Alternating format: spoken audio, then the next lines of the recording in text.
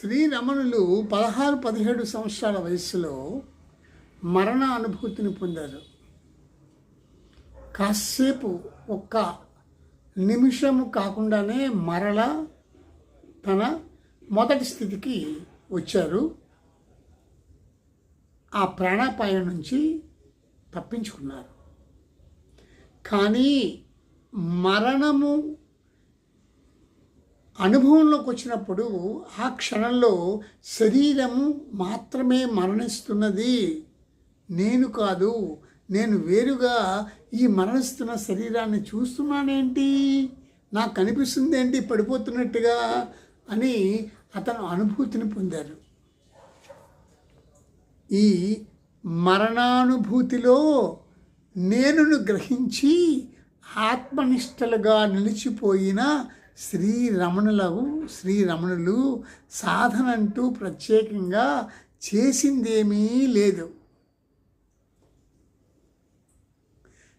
ఏళ్ల కొద్దీ మౌనంగా ఉన్నారు. అంటే ఈ మార్గంలో సిద్ధి మౌనమే కాబట్టి ఆ సిద్ధి స్థితిలో ఉండడాన్ని సాధన అని అనకూడదు. ఏ సాధన అతను చేయలేదు. ఓకే,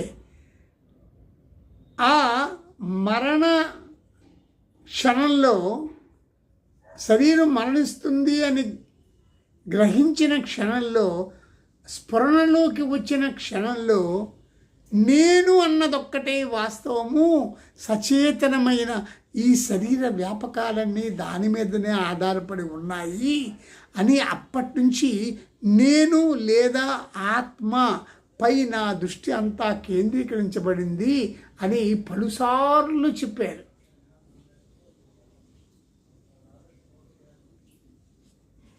ఇక్కడ మనందరం గ్రహించవలసింది ఏంటి అంటే, ఒక్క క్షణంలో మోక్షం వస్తుంది, విముక్తి కలుగుతుంది. అంటే నీవు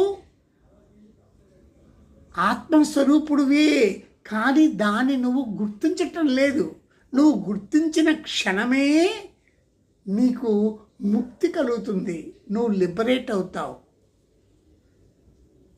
ఇది అష్టావక్రుడు కూడా జనకుడికి చెప్పాడు, శ్రీకృష్ణుడు కూడా అర్జునుడికి చెప్పాడు.